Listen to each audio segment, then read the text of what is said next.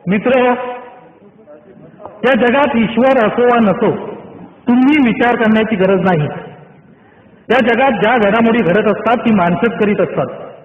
तुमचा उद्धार करण्यास कोणीही येणार नाही. तुम्ही मनात आणाल तर तुमचा उद्धार तुम्हीच करू शकाल.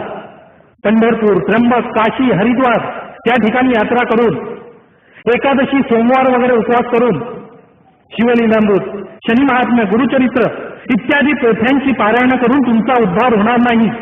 तुमचे वाडवडील हजारो वर्ष या गोष्टी करीत आले तरी तुमच्या शोचनीय स्थितीत तसूभर सुद्धा फरक पडला नाही.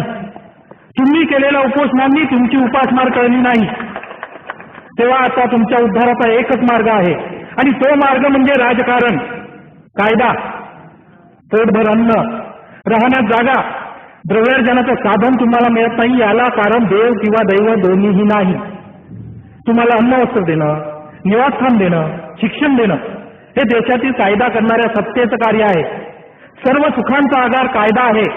तेव्हा कायदा करण्याची शक्ती पूर्णपणे हस्तगत करा.